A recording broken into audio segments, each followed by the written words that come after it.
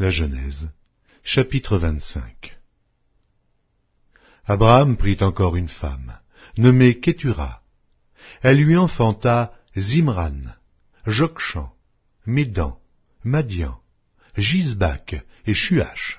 Jokshan engendra Séba et Dedan. Les fils de Dedan furent les Ashurim, les Létushim et les Léumim. Les fils de Madian furent Épha, Épher, Enoch, Abida et Eldaa. Ce sont là tous les fils de Kétura. Abraham donna tous ses biens à Isaac. Il fit des dons aux fils de ses concubines et, tandis qu'il vivait encore, il les envoya loin de son fils Isaac, du côté de l'Orient, dans le pays d'Orient. Voici les jours des années de la vie d'Abraham. Il vécut 175 ans.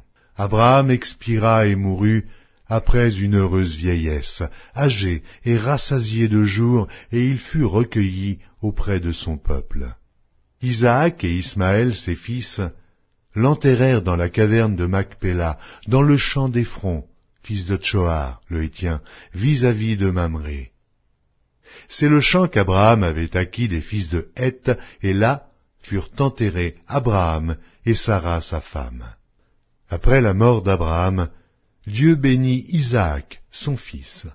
Il habitait près du puits de Lachaïroï. Voici la postérité d'Ismaël, fils d'Abraham, qu'Agar l'Égyptienne, servante de Sarah, avait enfanté à Abraham. Voici les noms des fils d'Ismaël par leurs noms, selon leur génération.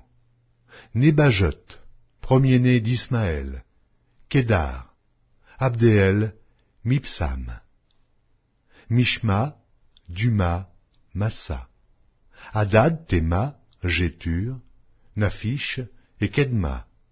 Ce sont là les fils d'Ismaël, ce sont là leurs noms, selon leur parc et leur enclos. Ils furent les 12 chefs de leur peuple. Voici les années de la vie d'Ismaël, 137 ans. Il expira et mourut, et il fut recueilli auprès de son peuple. Ses fils habitèrent depuis Havila jusqu'à Chour, qui est en face de l'Égypte, en allant vers la Syrie. Il s'établit en présence de tous ses frères. Voici la postérité d'Isaac, fils d'Abraham. Abraham engendra Isaac. Isaac était âgé de 40 ans, quand il prit pour femme Rebecca, fille de Bethuel, l'araméen, de Padam Aram, et sœur de Laban, l'araméen. Isaac implora l'Éternel pour sa femme, car elle était stérile. Et l'Éternel l'exauça. Rebecca, sa femme, devint enceinte. Les enfants se heurtaient dans son sein, et elle dit, « S'il en est ainsi, pourquoi suis-je enceinte ?» Elle alla consulter l'Éternel. Et l'Éternel lui dit, « 2 nations sont dans ton ventre, et 2 peuples se sépareront au sortir de tes entrailles. Un de ces peuples sera plus fort que l'autre, et le plus grand sera assujetti au plus petit. » Les jours où elle devait accoucher s'accomplirent, et voici, il y avait 2 jumeaux dans son ventre.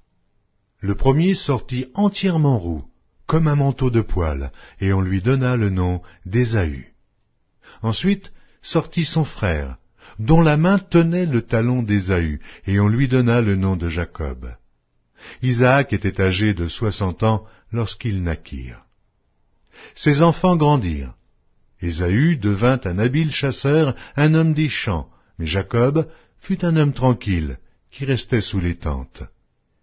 Isaac aimait Ésaü parce qu'il mangeait du gibier, et Rebecca aimait Jacob. Comme Jacob faisait cuire un potage, Ésaü revint des champs accablé de fatigue. Et Ésaü dit à Jacob, « Laisse-moi, je te prie, manger de ce roux-là, car je suis fatigué. » C'est pour cela qu'on a donné à Ésaü le nom d'Édom. Jacob dit, « Vends-moi aujourd'hui ton droit d'aînesse. » Ésaü répondit, « Voici, je m'en vais mourir.